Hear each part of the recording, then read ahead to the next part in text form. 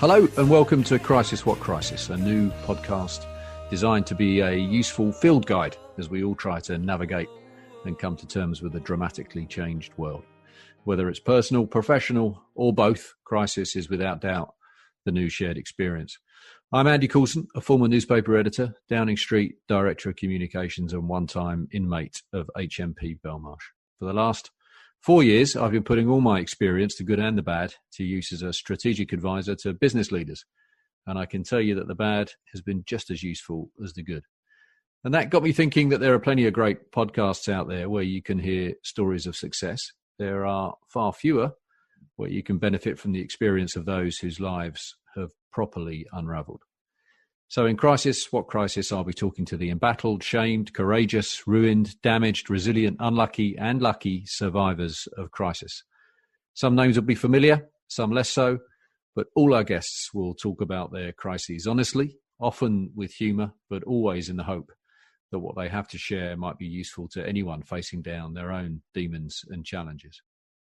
Put simply, these are crisis stories worth sharing. If you agree and enjoy what you hear, please do give us a rating and review. That way, even more people will hear them, and that, in the end, is what it's all about. Crisis What Crisis is generously supported by Mindstream, a brilliant company who harness the power of music for personal well-being, whether it be music for meditation, to help focus, sleep, stress relief, yoga and fitness, rejuvenation, even grief and loss. Mindstream is there to improve human performance. I've tried it, it works, and I'd recommend having a listen to the Mindstream catalogue yourself. Just search Mindstream, that's mind with a Y, on Spotify. Thanks again for joining me. The final episode of this second series is longer than usual, and that's because the story we're going to hear together is about a crisis like few others, frankly. Joining me today to tell that story is the remarkable Connie Yates. In 2017, Connie and her partner Charlie Gard were at the centre of a crisis and a debate that stretched from the High Court in London to the Vatican, the White House, and into millions of homes across the world. That debate posed fundamental questions on medical ethics and the rights of parents.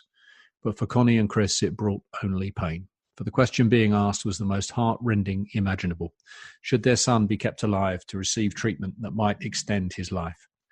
Charlie Gard was born on August the 4th, 2016. In October of that year, he was diagnosed with incurable MDDS, mitochondrial DNA depletion syndrome, a rare condition that causes severe and rapid muscle weakness. He was transferred to London's Great Ormond Street Hospital and placed on mechanical ventilation. But then came some hope. The New York-based neurologist, Professor Hirano, agreed with Charlie's doctors to proceed with a pioneering treatment called nucleoside therapy. It wouldn't cure Charlie, but it may have extended and improved his life. But in January 2017, doctors at Great Ormond Street changed their mind, believing the treatment to be futile. Instead, they began conversations with Connie and Chris about ending Charlie's life support. When they refused, Great Ormond Street turned to the High Court for permission to effectively take Charlie's life out of his parents' hands. The court supported the doctors, but Connie and Chris challenged that decision in the Court of Appeal, the Supreme Court and the European Court of Human Rights. They also started a crowdfunding campaign to pay privately for the treatment in the US, and by the end of April had raised the £1.3 million needed. But the courts continued to back Great Ormond Street. The Pope supported Connie and Chris's cause, as did Donald Trump. Monuments, landmarks and buildings around the world lit up in support for Charlie. But in July, after Professor Hirano conceded that it was now too late to help Charlie, his parents reluctantly agreed to the withdrawal of his life support. On July 28, 2017, Charlie died just a week before his first birthday. Since then, Connie and Chris have campaigned via the Charlie Gard Foundation, set up with the money raised in their son's name, to fight mitochondrial disease and to campaign for Charlie's Law, a private member's bill designed to protect parents' rights when a child falls seriously ill. Connie, welcome to Crisis What Crisis. How are you? Hi. I'm okay, thank you. Good. Tired with a newborn. Yeah, well, we should explain, Connie, that just 12 weeks ago you gave birth to a healthy boy, Oliver, who, if our last conversation is anything to go by, may well make himself known during this podcast. Yeah, he may well. Connie, after so much pain and difficulty, Oliver's safe arrival must be a source of incredible joy for you and Chris. Yeah, it definitely is. Puts a genuine smile back on our faces. Yeah, I read a quote from you that was, I thought, very moving. You said that for the first time in years, you could smile and mean it. That it's not the first time you smiled, but it's the first real smile for a very long time. That's how it feels. Yeah, it's like more, a smile that more comes from the heart, rather than just a fake plastered on smile, really. Which is kind of what you had to do for such a terribly long time. Yeah. But I know that Oliver's arrival has made you even more determined to fight for the change of law in his big brother's name. Mm-hmm. We'll talk about that more later. But can we go back to August 2016 and Charlie's arrival? He was born seemingly healthy, and you had a number of weeks at home together before you became concerned that something was wrong. Yeah. Tell us about those early weeks. They were just amazing. He was our first child, and you never really know what it's like to have a child until you have a child. And he was just perfect. He was a very well-behaved baby as well. Not like his brother. but yeah, there was nothing really wrong in the pregnancy. I had slightly increased amniotic fluid, but it wasn't anything of any concern. So he was born, he had an APGAR score of 9. Everything was perfect at the hospital. The only problem we had initially was he failed his newborn hearing test. So we were then referred to audiology, and that's when we found out that he was deaf. We had no deafness in the family or anything, so that came as a bit of a shock. And, we actually really struggled with that at the time. And it's silly now because we look back and just think, if only that was the only problem we had.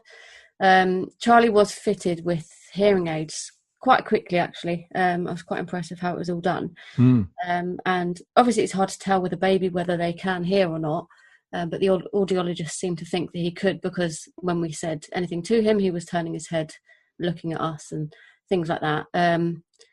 But we were also referred for cochlear implants, which would actually enable him to talk and hear like a normal little boy.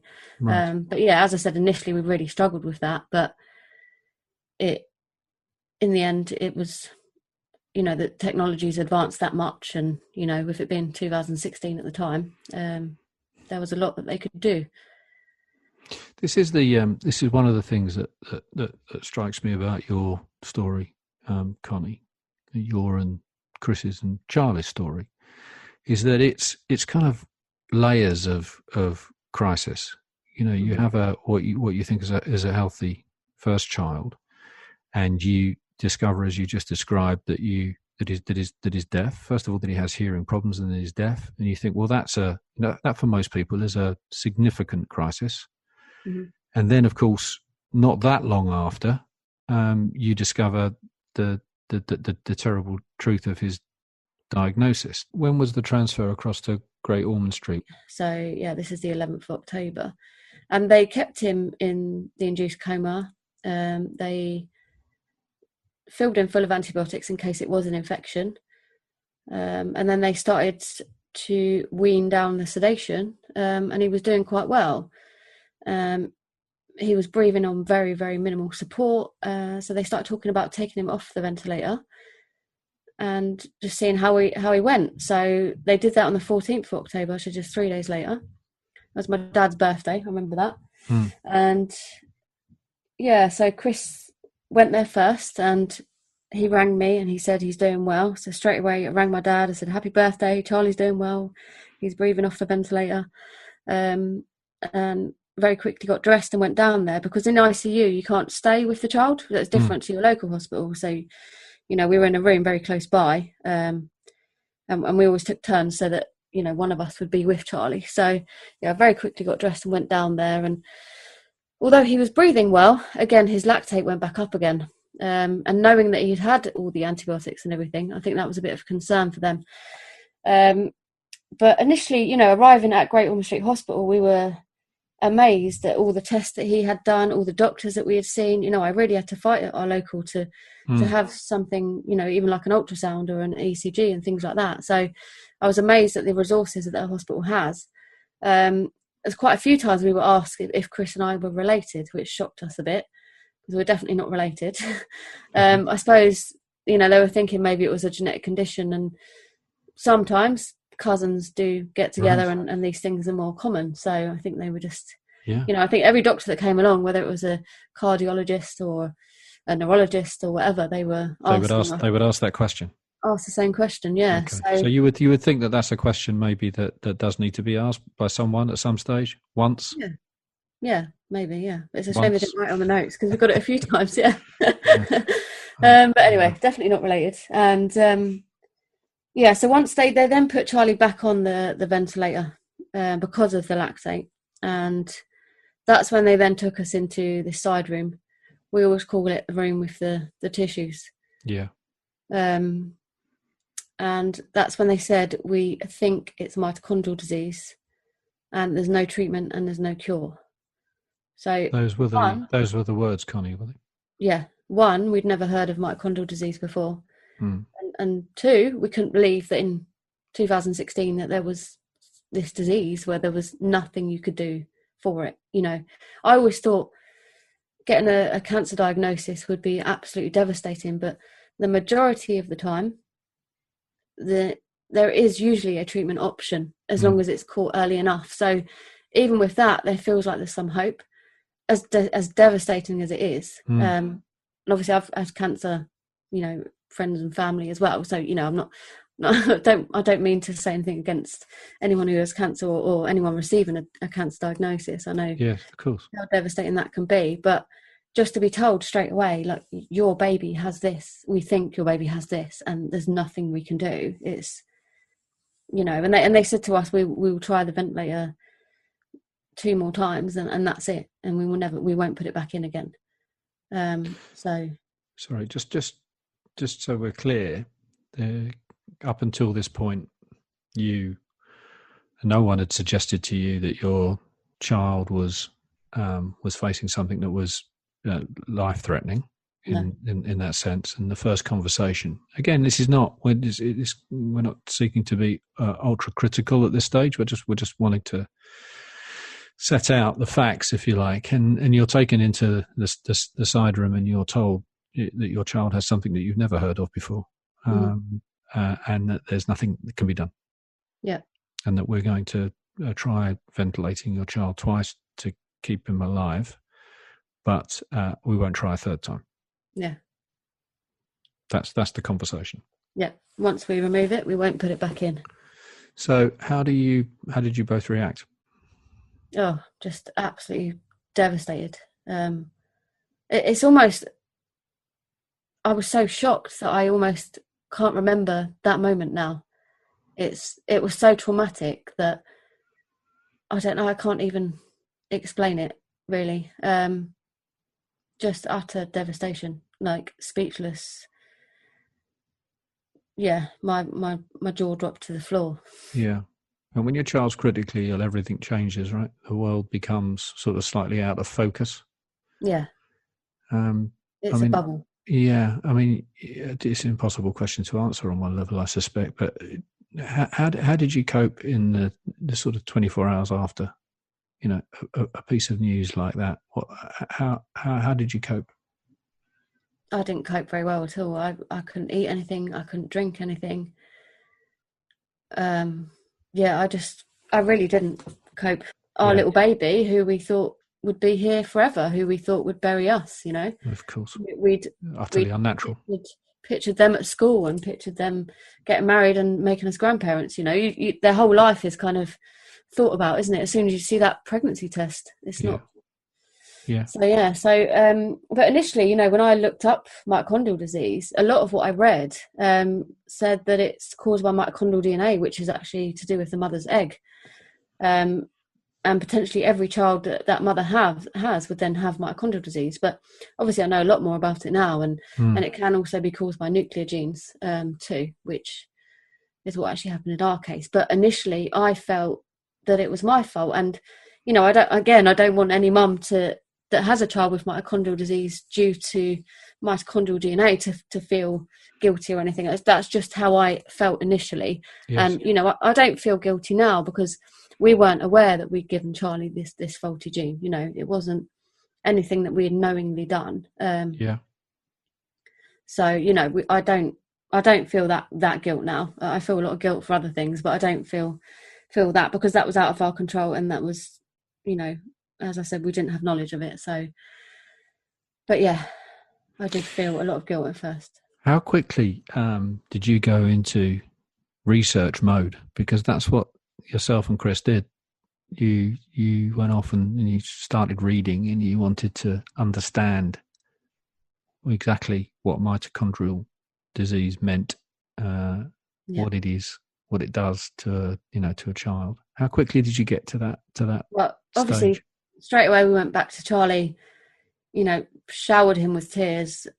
Held his hand. It just after the news we'd got, but as soon as it was still that very day I was researching it, mitochondrial disease. You're doing what every parent does when their child is ill. You've got the most extreme, as I say, tragic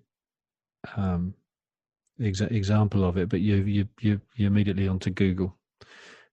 Dr. Google. Dr. Google, and you're trying to work out what this what this thing this word you've never had in your vocabulary before. Yeah, I mean, parents do become what it means. Parents do become an expert in their children's condition now. Yeah, I feel very strongly about that. Absolutely, yeah. So emotions obviously must have been incredibly high for everyone involved with Charlie's care in those first weeks, not least the kind of nurses and doctors that are around his bed. You obviously more than anyone in that place at that moment. How would you sort of characterize your relationship with the professionals around the bed at that stage, if I can put it that way?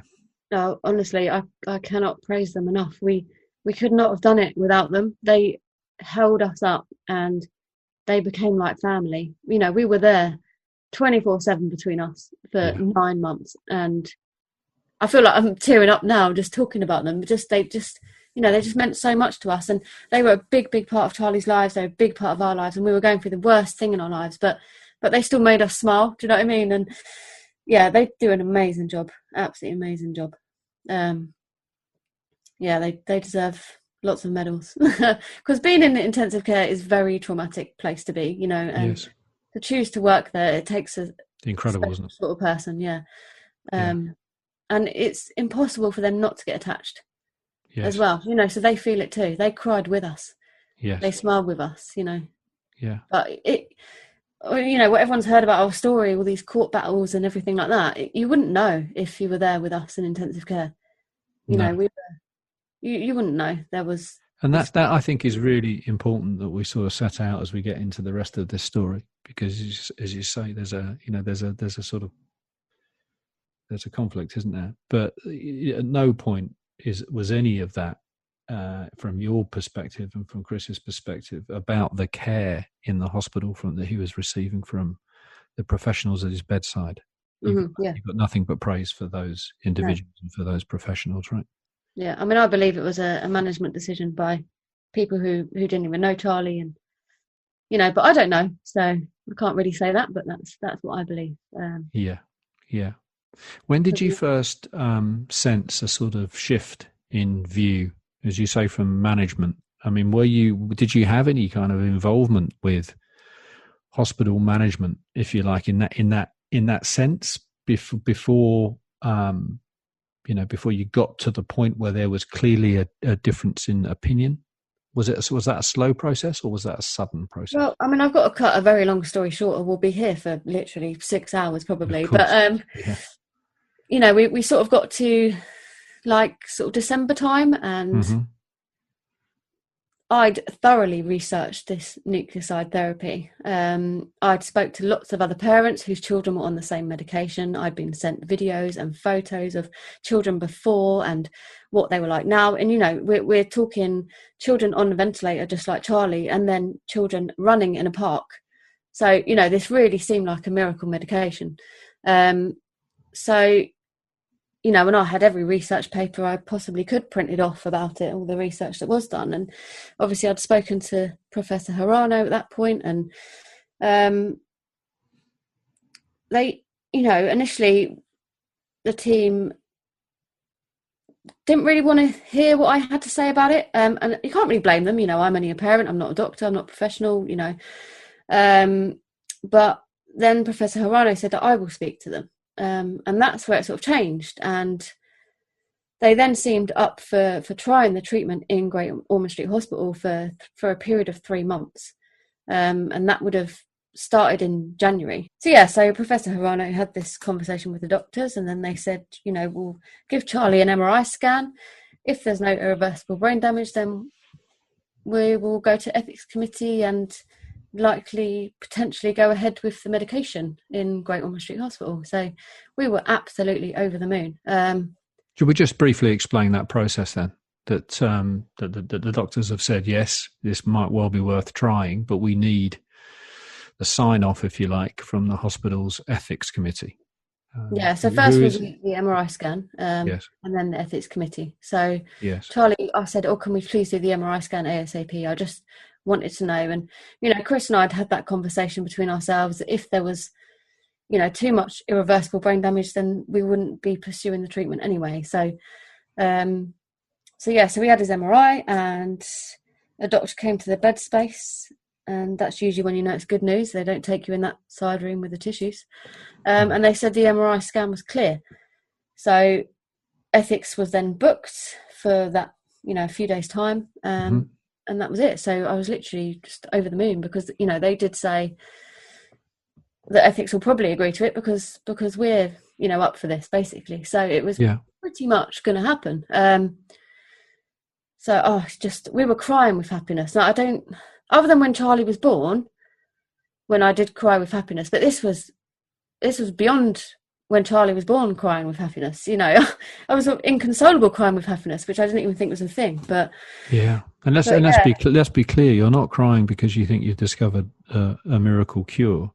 No, you're crying because as a mother, and obviously for Chris's case, as a father, as parents, you are able to give your child some hope. Yeah, exactly. And possibility of a future. Until you're in that situation, you don't understand the power of hope. It's unbelievable. So powerful.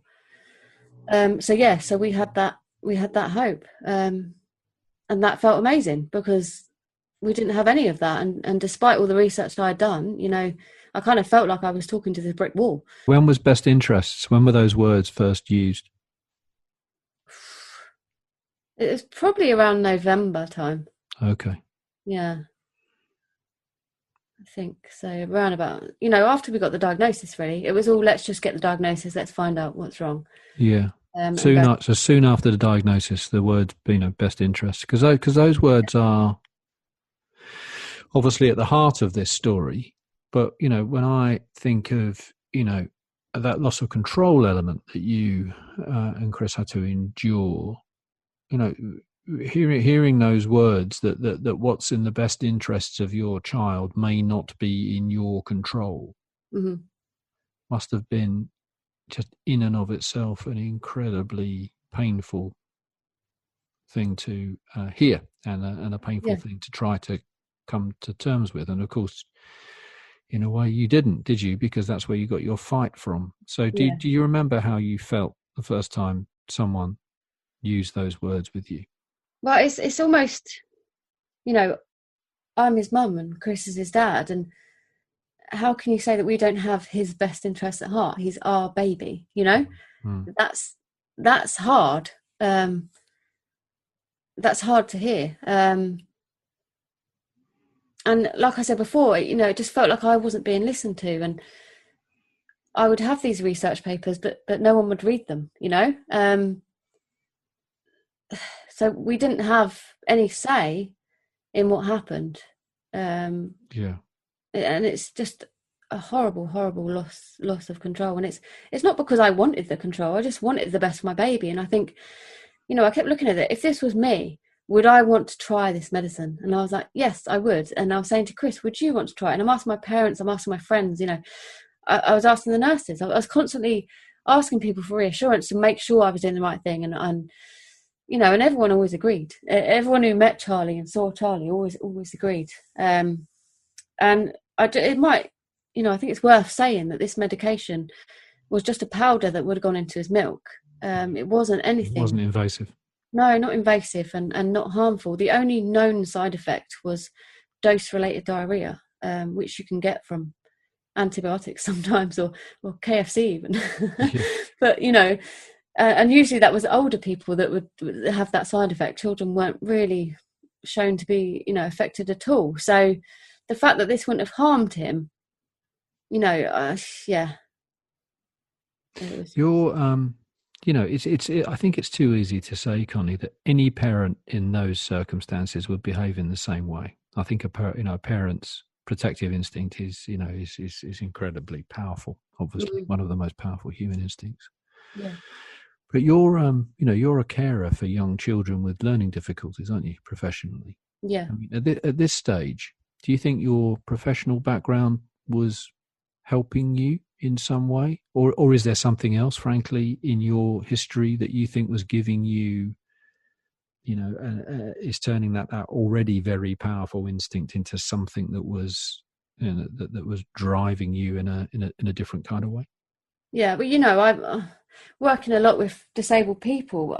You know, their lives are not any less valuable than ours. You know, if anything, they're happier than what we are. A lot of them wouldn't have all the stresses that we have of mortgages and paying bills and, you know, all these, you know, life is hard, and they could be so happy. And yeah, they just, I don't know, I think that taught me that they're still people. They're not any less of a person because they're not able to do certain things. So yes, you know, I think, and a lot of people were, because of the way that society used to be and the way that a lot of people were just locked away in institutions, people, I mean, it's changing now, thank God, but they weren't as accepting of disabled people before. But obviously with my mum did the same thing, you know, that's probably why I ended up going into the same career path. But, you know, I'd always... So your mum did essentially a similar or the same job? Yeah. I mean, she didn't do that before I was born, but after I was born. Yeah. That's, and you remember that as a child, do you? You were aware of what your mum was doing for a living and the incredible work she was doing. Yeah, and then I just sort of followed in her footsteps, and you know, I taught them independence. You know, like travel training or cooking and washing and things like that, you know, trying to improve their lives so that they could eventually move out of home one day and live on their own, and, you know, lead a more independent life, better quality of life. So yeah, that's, you know, my background, and yeah, so maybe that that's something to do with it. I don't know. Yeah, well, it sounds, you know, clearly that when you're in a hospital environment like that and you're dealing with the, you know, with what you're doing, and of course it's, you know, it's your son, it doesn't kind of bear comparison to anything you might have experienced professionally, but what you had in your mind's eye, if I've understood this correctly, was that, you know, whatever we can do for Charlie is worth doing, and whatever improvement we can bring to his life is worth fighting for. Yeah, well, you know, especially the improvement I was seeing other children have. I mean, we'll get to the end a bit later on, but you know, if it hadn't have worked, then we wouldn't have continued. You know, me and Chris had these difficult conversations, and we agreed with them. And we also said, you know, if this harms him, if he's suffering during treatment, we don't have to continue, do we? Because this would have gone down as a study, basically, you know, to help others in future as well. But we didn't want to do that, you know, if it caused him to suffer. Like, you know, we wanted to be able to stop it at any time if we wanted to. So, you know, he was always, you know, his best interest in our eyes was always at the forefront of our minds too. We just wanted that opportunity to save his life or improve his quality of life. And if it hadn't worked, then, you know, we've tried everything. And I think that's very important as well, just to know, even if you lose a child, to know that you did absolutely everything you could. Of course. So tell us, Connie, about the conversation then that you are in which you're told that the treatment's not going to happen. So basically, it was the morning of the ethics committee, and we were just told that it was cancelled. I think the chaplain came and told us, if I remember correctly, and we were like, why?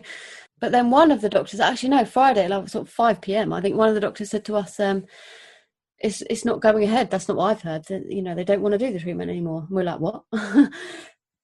And he was like, speak to the others. I can't say names, obviously, court orders, but speak to this doctor. But that had to wait till Monday because that doctor had gone home. And then it was, we had a meeting on the Monday, if I remember correctly, and it was, this has to be a team decision, and not all the team are on board. When we previously thought they were, but I think there's maybe one doctor that wasn't up for doing it, Right. and that was it. They weren't going to do it anymore. But suggested to us that we go to Professor Harano and have the treatment done in America. And they said, and I said that will cost, over £1 million, private healthcare in America, especially having to start off in intensive care, would, be extortionate. And we don't have that sort of money at all. Nowhere near that sort of just out of interest, Connie, what was the NHS cost? Do you know? If the treatment had gone ahead? That was only £3,000. Okay. It's £1,000 per month. And you were asking for a 3-month trial, right? Yeah, and we offered to pay that ourselves, but they said we didn't need to, that they could do it on a research grant. But anyway, so that's a horrible part of it as well, because it was so cheap, and it could have been done in January and it would have been over by April, But anyway, but the conversation actually is not, we're not going to do it. So you must pay for it here. The conversation is, we're not going to do it. You must pay for it to be done in America. And the cost of that is in excess of £1 million. Yeah. I mean, we didn't know the actual cost at that time, but obviously just, I remember actually saying, don't be ridiculous at first. And, the doctor said to me, it's not impossible. We've flown kids to Australia before. We fly kids to America all the time. And by the end of that meeting, I said, I'll get that money. So, literally from me saying, oh, don't be ridiculous, I was like, I will get that money. Maybe they thought we wouldn't get the money. I don't know. And of course, there's another factor here, isn't there, that's important.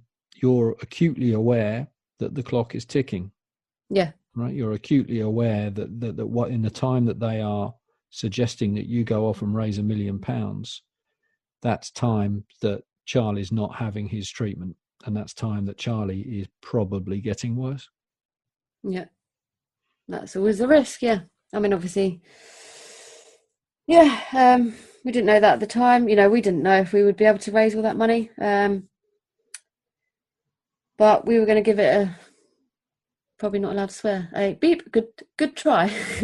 So, I mean, that quickly gathered pace, and very, very, very quickly the story caught people's imagination. Yeah. And it caught people's imagination because it's everyone's nightmare, obviously, any parent's nightmare, but also it just went straight to the heart of this of this argument that where does a parent's kind of control over the future of the life of their child sort of begin and end. I think that when you were first just trying to raise the money to get Charlie to America, did you appreciate the kind of debate, if you like, that this would create? Did you appreciate at that stage the kind of ethical element of this story?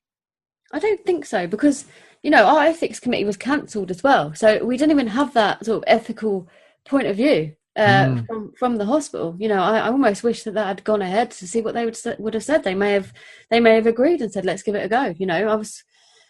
So that was cancelled. But it's worth saying here as well that our doctor, again, can't say names, said to us, if you get the money, we'll drop the court case, because he said, we're going to have to go to court because Charlie can't be here forever. And we totally understood that. So we just put all our energy into raising this money. You know, I didn't think. So let's just understand that. You're being told that you've got to. The only way this is going to happen is if you go off and raise the money. But you're also being told, and you know that the clock is ticking for your son in any event. But you're also told that there is that the hospital will be going to court because they can't let this go on forever. So are you told, have you given a time frame in which you have to raise this money before the court case starts? I mean, how did the timeline work? There was no real time frame, because it was just, we will be going to court, and if you get the money, then we will drop the court case. And I kept saying, oh, when are we going to court? Like next week or next month, or like when's it going to be? And, you know, we eventually got the court papers handed to us at 5 p.m. on a Friday. There seems to be a bit of a pattern there. Constantly. I mean, how are you sort of surviving, the pair of you, at this stage? I actually don't even know, because I had such minimal food. I had so much stress. It's unbelievable. But I just think your body just goes into survival mode, and somehow you survive every single day. Your brain still functions every single day, and you just do it, because what other option have you got, really? And I just learned as much as I possibly could. Where were you getting support from? Friends and family and the staff in the hospital that were looking after Charlie and us. Yeah. So those same people around Charlie's bed were absolutely looking out for you and Chris and providing support for the pair of you.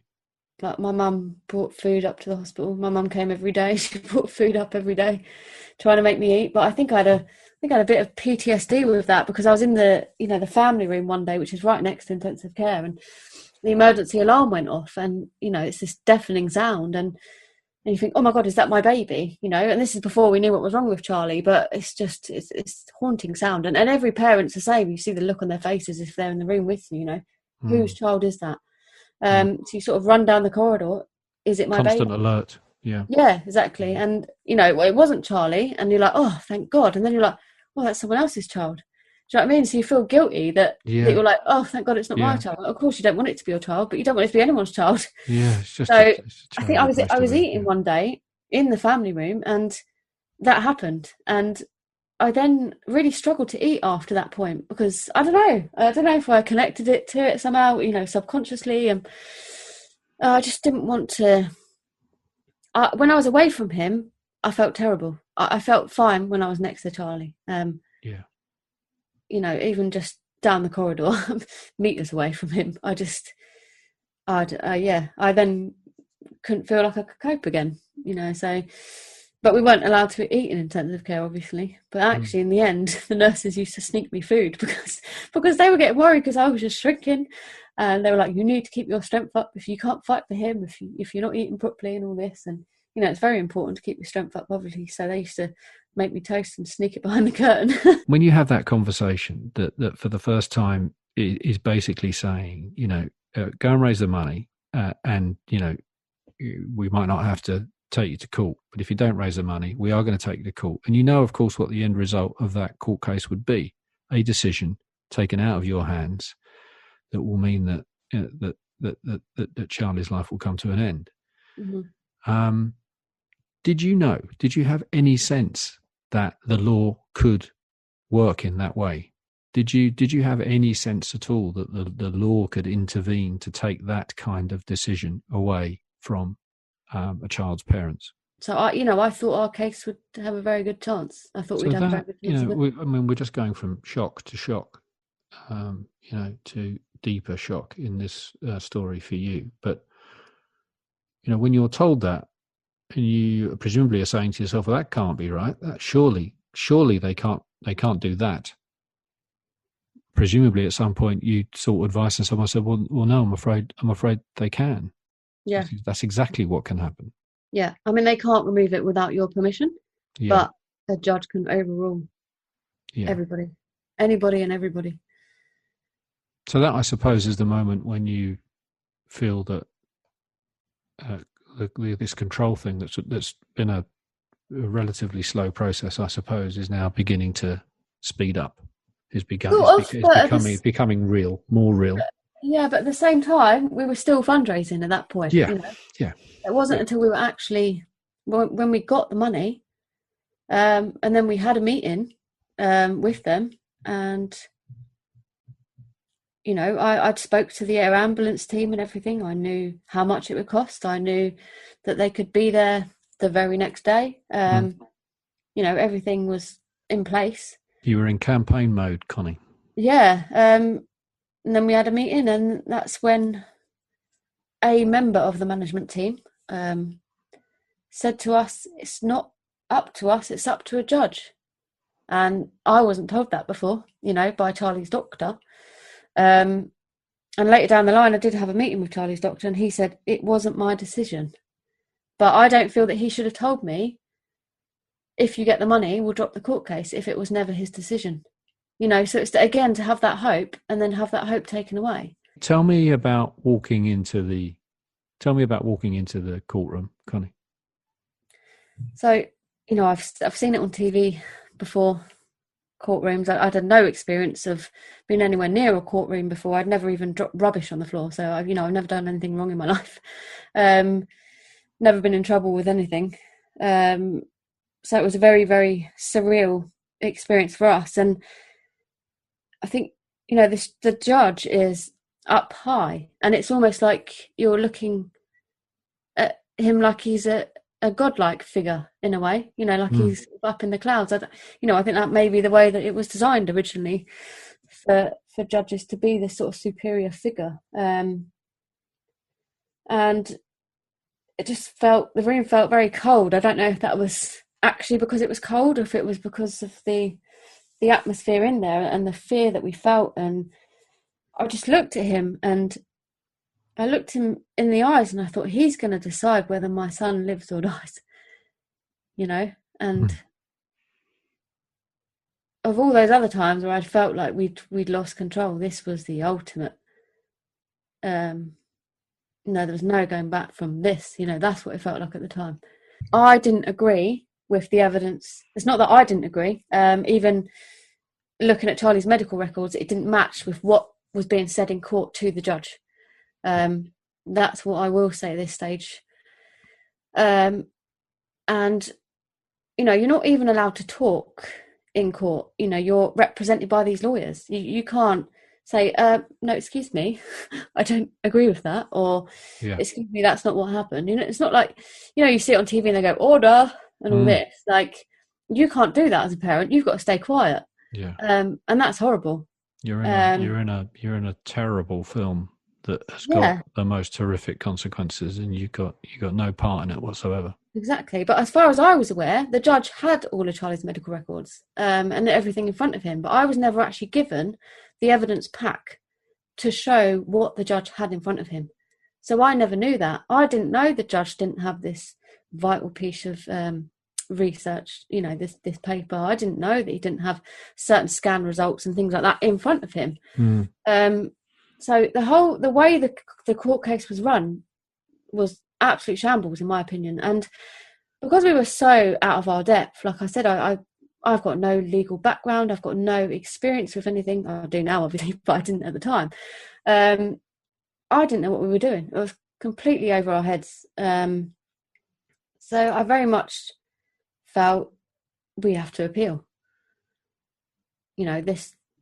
If I'd felt the court case gone right, and the judge has made that decision, it might have been a different outcome. But just the way it was run, I wasn't happy with it, and I got in touch with another legal firm, and they actually put some, Harris de Silva, they're called. They actually put something on Facebook saying, "Oh, I don't agree with this judge's decision," and it's been flagged up to me. So I got in touch with him, and instantly when I spoke to him, I felt so at ease. Like, this guy knows what he's talking about. He I really felt like we had a good chance with him, and he said to me, we'll do your case and we'll do it for free. And we'll get you to America, and keep your head up high.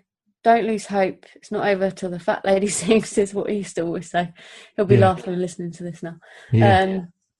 But yeah, I just, again, that was hope again. I can't tell you how many times we had hope and then it was shattered again. We should explain that obviously what happens thereafter is a sort of never-ending series of court cases. You are, well, not court cases, but a court process that takes you through every court in the land essentially. In fact, you're the only case I think that's done the full circle, then ended up back at the High Court. As far as I'm aware, yeah. As far as I'm aware, that's the only time in history it's ever been done. But and running, of course, alongside all this though is the public campaign, is the debate that is now exploded publicly. What was a very moving a fundraising campaign has now turned into just this kind of visceral ethical debate, and it's gone around the world. The Pope is giving you his support.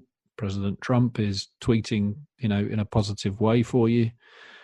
As I understand it, at a later stage, the Vatican Children's Hospital offered to take Charlie in. It's become a debate across the world. Yeah. How did that feel, Connie, to suddenly sort of find yourself in a position where your baby son's life is at the center of this, of this sort of global discussion? Mass debates, yeah. Yeah. I mean, how did that feel? It again felt horrible. Everyone had an opinion, and obviously everyone's got a right to their own opinion. But what I kept feeling is no one knows the full story. No one knows what's actually happened, and I'm still not revealing the full story here. But there's a bit more here, I suppose, than what previously has been said. So, Connie, you lose in the High Court. Just tell me kind of what happens, thereafter.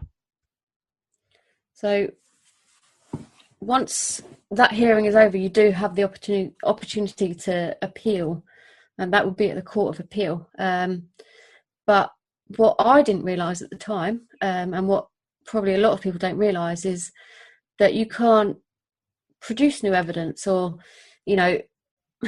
it's not like a court case would be run. You wouldn't have witnesses stand up and things like that. So the only thing they're asked to consider is where the judge went wrong in law.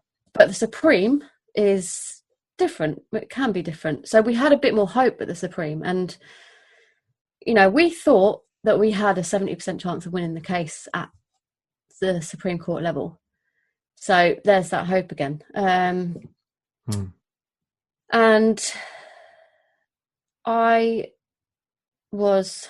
that was actually filmed. And you can hear my screams, and I did say a few things, but that's actually been dubbed out. I won't repeat what I said, because again, I'm not focusing on the what actually really happened. You broke down during that hearing. Yeah. I don't know if you've seen that yourself. I think it's still on YouTube, but you can hear me screaming or wailing, because I just thought, God, this is it. There's no guarantee we could get to the ECHR after that point, I thought this could be it. It felt like it was it. And I felt in that very moment that I'd lost him. Although obviously we're still there. It was a shock to not win it, really. And this is we're now in June, I think, when you lose in the Supreme Court. Yeah. And every night you're going back to Charlie. Every night you're in the hospital. Yeah. 24/7. Then in fact, you get to the European Court of Human Rights in the same month. You're there later that month. It gets heard quite quickly, I suppose. Yeah. I'm sure it didn't feel that way for you. And again, the European judges refused to intervene, right? Yeah. Well, there was quite a few of them, and not all of them said no, and I still don't know the ratio of it, but I know that some of them agreed that he should get to try the medicine and some of them didn't.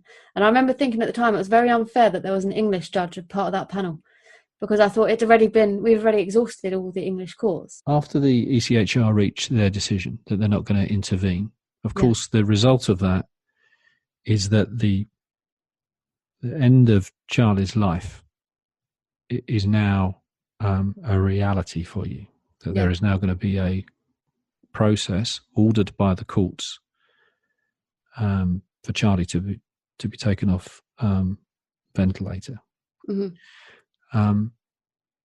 Just tell me, Connie, if you can, about that moment when you realise that is the consequence of what you're being told. I mean,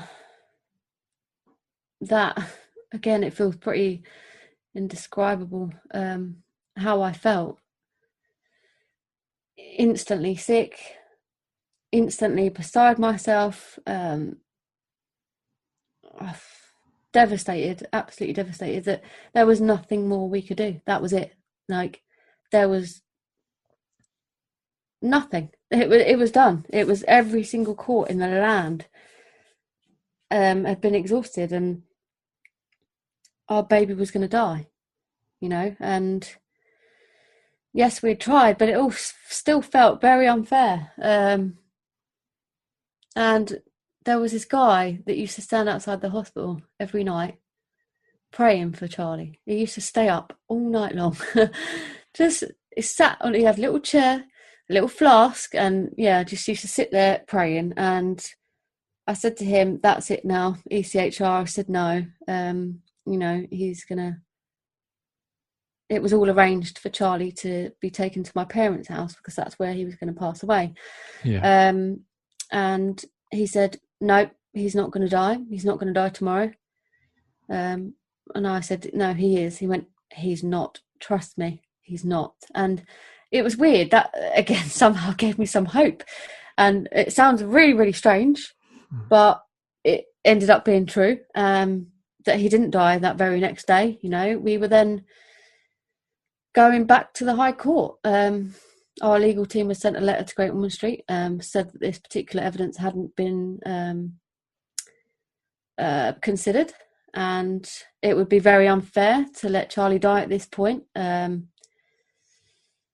I said, the court case originally wasn't run correctly, so it would be unfair for this to be the final result because of that, basically. And so then we were going back to the High Court. Charlie wasn't dying, and we would actually be able to produce evidence again. Professor Hirano was there. He gave evidence. I never thought I would smile in court. I was smiling as he was giving evidence. And he said it has an up to 56% chance of working. And that was to improve his quality of life, to be a life worth living in a doctor's eyes, and a up to 10% chance of him significantly improving, as in running around, So that was sort of the odds we were looking at, and I'd known all this. You were told that there was a 10% chance of that kind of recovery. Yeah, of a really, really good improvement. Yeah, and up to 56 of a meaningful improvement. Yeah, of it working. So that's what we were told, by the doctors, and it wasn't just Professor Hirano. I want to add that as well. It was doctors from all over the world. How did the frustration manifest itself? I mean, when you're away from the court and you're away from the hospital, how did it show itself? Well, we weren't away from the hospital that long. It was literally just asleep, and that was it. And we took turns, as I said before. So, we tried to stay as calm as we possibly could. And if we ever did feel that we were getting angry, or, if I ever felt that Chris was getting slightly angry or slightly, the code word was Charlie, because, if we kicked off at all, then we wouldn't be able to see him. So that was our code word. And that worked quite well for us. But most of the time that frustration was more sadness, because you were looking at your child and it's your flesh and your blood, and I just think he grew in my stomach, like he's our baby, and we sorry. No, I'm sorry. That's what it was. It was just tears. Yeah. That was sadness that we couldn't help him. But you were fighting for him in the most astonishing way. Yeah, we did everything we could. And as you just touched on, you're making legal history. You're getting back into the High Court. Professor Hirano has come over, but then, as I understand it, Professor Hirano sees Charlie, and there are discussions. You'll tell me what the process was thereafter, but it ended with a decision that it was too late. That even if the treatment were to happen, it was now too late for Charlie. Is that the right explanation for what happened next? The judge then asked Professor Hirano to come over. So we had a doctor from Italy, a doctor from Spain, and also him coming over from New York to examine Charlie. And they said, yep, he still feels pain, he still feels pleasure. He's definitely responding. He's still there, and we very much knew that he was still there. I can understand how, with his level of muscle weakness, how that could be hard to see, especially someone that didn't know him. But we knew he was there. So that was the examination. At that point, it was still worth a try, because obviously this medication would improve his muscle strength. He then potentially wouldn't rely on this ventilator anymore. So, they went back to their countries, and they recommended that he have a scan of his muscles to see how much damage had been done, to be able to gauge the amount of improvement that we could expect. So Charlie had a full body MRI scan, and that's when we got bad news, and that Charlie only had 10% muscle left. The way that the NHS lawyer said that in court is, I will never forgive her for that, because she said that he's just turned to fat, and I just thought that was so insensitive of her. And also, we didn't know the results of that scan. We found that out in court. Our lawyers had said to her specifically, the parents don't know the result of this yet. Can we please tell them afterwards, privately? And yeah, that's fine. And then she stood up and said to the judge, have you seen the latest scan results? And he said, no, not yet. And she said, may I just say it makes for very sad reading. So that's how we found out that his full body MRI scan was bad news. And, with 10% muscle left, you're never going to walk. You're never going to be able to breathe by yourself. You're never going to be able to lift your arm above your head. All those, and, anti-gravity movements, they're not going to happen. And that wasn't the life that we were fighting for Charlie. Yes. I think by July 2017, too much time had passed. If this had been given in January, when it was first considered, it may have been a very different outcome. But, and that gives us some peace, because we know that if it was given in July, it probably wouldn't have worked. So tell us, Connie, if you can, you are learning that the end of your fight for Charlie, you're learning it in the most wretched of ways, in the way that you've just described. Mm-hmm. Just tell us what follows, after that hearing. So we wanted nothing more than for Charlie to be able to come home, or at least to my parents' house. Now, that's been my family home my whole life. I was brought home from the hospital there, so that's very much my home, as much as my home is my home. So we really wanted that, for Charlie to pass away, and we'd always said that. We were always told that we could do that. That was part of the palliative care plan, if that's what we had chosen. Yeah. And then it was said that couldn't happen anymore. And that was again a shock. We'd literally. What was the explanation given for that? Well, the explanation was that the ventilator wouldn't fit through our door, or there were steps to manoeuvre. But we live in a ground floor flat, and the portable ventilator's smaller than a skybox. It's so tiny. And we had Charlie out for cuddles all the time. We had Charlie on the roof of Great Ormond Street Hospital. We know that these things are possible.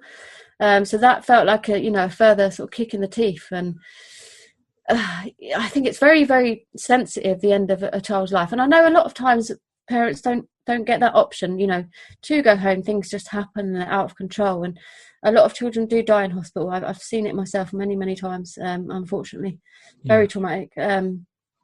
But yeah, we had that option, but then that was sort of taken away, even though it was agreed because that had been agreed previously, right? Sorry, yeah, it was, yeah. So, and we also had the option of having just a few days away from the hospital. It was effective. It was a flat, but it was set up like an ICU. And they said to us that we could do that as long as we had, a doctor, and as long as we had a nurse. So we sorted out a doctor and a nurse, and then the goalpost was moved again, and it has to be, And Connie, the explanation for it was we don't think we can get the ventilator up the steps. That was the explanation for our for coming back to our house. So then we started exploring other options. It sounds terrible, doesn't it? Because it sounds like I just didn't ever accept anything. But it's just because we were always told that was an option, and I just always had it in my mind, we will get out of this hospital one way or the other. Do you know what I mean? Yeah. And I just think that was quite important to me. So we had this other option, and they said, look, you can do that. It's not your home address. It's a secret location. I think maybe part of it was that they were worried because of the press. I don't know, but right. They never said that, but maybe that was. I'm just guessing. But in any event, this is a family. This is a couple, yourself and Chris, who've been through untold trauma and stress, and you were asking for your son to be with you outside of hospital, to die, and you were being met with sort of bureaucratic obstruction.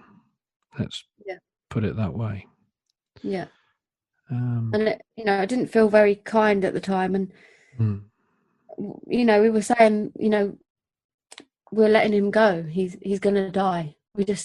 Please just give us this final wish. Just let us, do it outside of this hospital. Do it in a nice environment where we can just spend those last precious few hours, treasuring him and making it as nice as it could be. I mean, it's not, it's impossible to really have a nice death, but as nice as it could be, as I said. So, and it was, yes, you can do that if you get this certain doctor, and then we get the doctor, and then it's, no, they have to be an intensive care consultant. And, even on the ward, you don't have an intensive care consultant there at all times. So it was just these different goalposts all the time. And then, so that wasn't possible. I had to give up with that. But the heartbreaking thing is I spent so much time trying to sort out these doctors so that I could have this extra time with him, that I was like, no, I need to spend it with Charlie. He's still here right now. Yes. I need to spend it with him.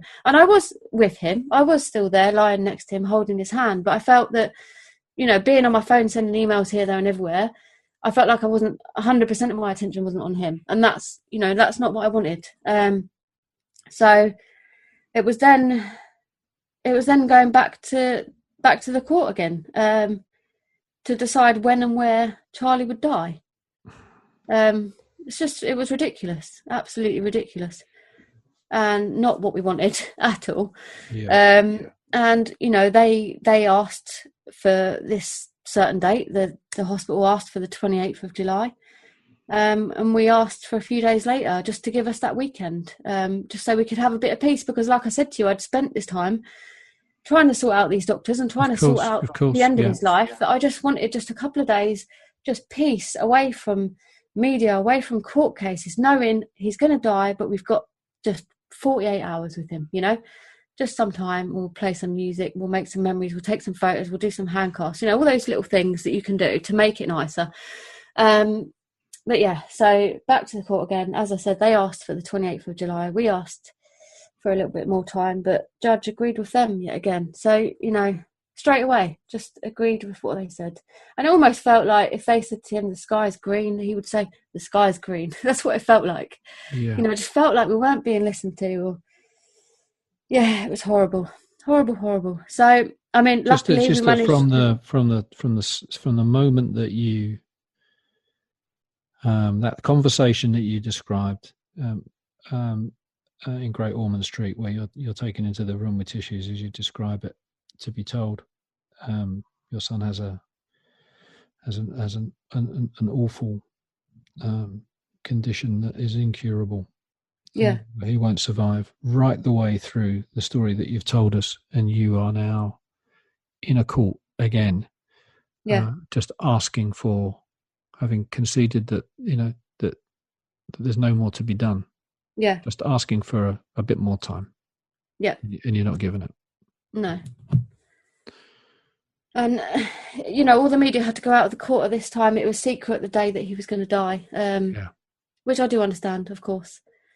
And my mum said, can I stay in here? It was the first time she'd been there, because she was always with Charlie when we were in court, because we just didn't, it's not that we didn't trust the nurses, of course we did, but you wanted, we just always wanted a member of our family to be with him. Like, we were there all the time, as I said, and if we couldn't be there, then we wanted a family member to be there with him. So it was the first time that Mum had attended a court hearing, and the judge has said to everyone get out of the room, apart from Connie. Chris was with Charlie, apart from Connie and the legal teams, and that's it. So everyone left, and my mum remained seated, and he said, everybody leave the courtroom.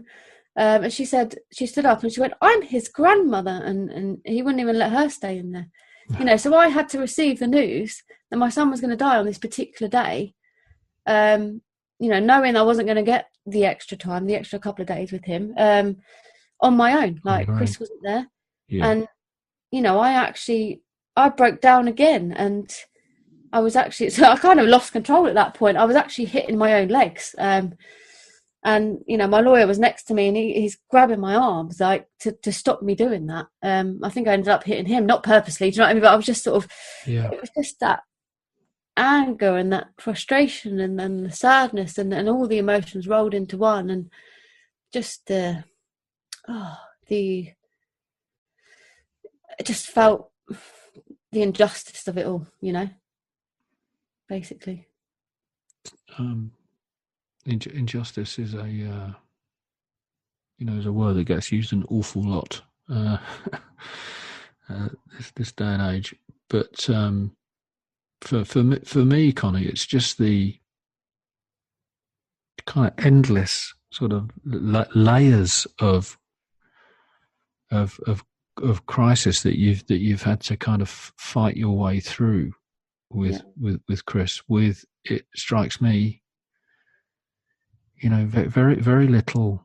Obviously, you had the amazing lawyers who came in to fight with you, and thank God for them. But the system didn't offer you any support, really. No, we feel like we were very let down in a way, but if I could do it again now, I think it would be very different. Yeah. But we could only do what we had knowledge of at the time. So yeah. July 28th, as you mentioned, Charlie dies just a week before his first birthday. Yeah. I mean, how, Connie, did you keep now you're not just dealing with anger, but obviously you're now dealing with grief. How, again, if I can ask, did you manage to because you talked us through the story, Connie, in the most astonishing way. You know, your recall and your rationale and your, you know, I hope this is the right word to use, but your kind of reasonableness about the situation that you were finding yourself in a way, all underlined with this incredible determination that you clearly both have. In the sort of weeks and months after Charlie died, how on earth did you keep a lid on all that? I don't know. I still don't know how I'm keeping a lid on all of it, to be fair. You know, I just think we were so lucky to have him for, you know, 1 week short of a year. Some parents don't get that. Yeah. You know, we have such precious memories of it at home and in the hospital as well, you know. It wasn't all bad. And it's better to have loved and lost and never loved at all, you know. It's true. I wouldn't change it for the world. Like, he was the most amazing son. But with that, the grief never goes. It doesn't really get any easier when it's a child. And you don't really realise that until you lose a child, and it's hard for anyone to understand that. Yeah. It's a different sort of grief. You know, I always say that grief never dies because love never dies. Doesn't get easier. There's always a Charlie-shaped hole. And yeah, a lot of that was taken out of our hands, but ultimately had a disease that neither of us could do anything about. I mean, we tried our best. That's all you can think. And you know, I do look back and wish I'd done things differently. But I just tried to be as dignified as I possibly could. And you know, maybe I shouldn't have, but I don't know. I have to live with the decisions that I made at the time. I don't think anyone listening to this would even begin to mount an argument that you should have done things differently. I think what you did is through, you know, the most unbelievably difficult circumstances against, you know, resistance at every level. Yeah. is just incredible. And you know, I ask you how you dealt with your grief, which obviously you are still dealing with. Yeah. But one way that you've dealt with your grief is to turn it as much as you possibly can into something positive. Mm-hmm. And that you, with Chris, have set up the Charlie Gard Foundation. Yep. With the money that was raised in Charlie's name. Mm-hmm. And that foundation now is focused on raising awareness and fighting mitochondrial disease, which affects far more people than I suspect most people appreciate. And then also to campaign for Charlie's Law, which is a private member's bill designed to protect parents' rights when a child falls gravely ill. That's actually parents and doctors, you know. But we'll get into that. Well, please, no, that's my question. You know, explain to me, you know, why Charlie's Law is so important to you. Explain to me the difference that it would have made to you had it been in place. So it was actually quite soon after Charlie had died. I think it's important, again, you know, when a parent has lost a child, if there's something that could have been done differently, they want to try and prevent that happening to another family. Yeah. You know, even if it's only one life that's saved or one child that gets to try a treatment, you know, and just one family that has a piece of not having that what ifs, you know, I think that was important to us, and that was good to have that focus. But it wasn't something that we thought we should just do from the, you know, just from the parents' side of things. We thought we need to really do our research here. We need to speak to doctors. You know, I made a point of speaking to doctors who publicly opposed us, which was actually really hard to do. But, you know, we needed to find a way that we could all go forward together. So, you know, we spoke to you sought those doctors out, did you? You wanted to have those conversations. Yeah. As hard as it was. And I felt terrible at the time, you know, such high anxiety I could barely speak. My throat was so tight, but my shoulders were up to my ears. But anyway, that's how I deal with stress. But it's something that we had to do. You know, I think you have to do your research properly to be able to go forward and to get the support that you need to get a law change. So, you know, we spoke to many MPs and NHS professionals and medical ethicists, legal experts, doctors and other parents to try and, you know, come up with something so that we could try and resolve these disagreements at an earlier stage, and preferably without going to court. So what we've actually got at the moment is 2 private members' bills, one by Bambos Charalambos, whose background is law, and one by Baroness Findlay, who's a former president of the British Medical Association. Mm-hmm. So basically, we want to ensure earlier and better access to mediation services and independent ethics committees. So, you know, that's something that we didn't have. Like I said earlier on, the ethics committee was cancelled, and mediation was refused. We did have mediation, but that wasn't right until right at the end in July. Yeah. So that wasn't right at the early stage. So we want that right at the early stage because, you know, the disputes may be resolved rather than relying on a judge, you know. Mm-hmm. So also we want access to medical data. That's something that we didn't have early on enough. You know, we think it's important, especially when trust has broken down, that parents are able to get a second opinion if they want one. Yes. And, you know, sometimes, you know, it could be the same as what the hospital's saying, but it just gives parents that reassurance that, yes, that's correct. And that's what's happened to my child, you know? Yes. So different case with us, but anyway.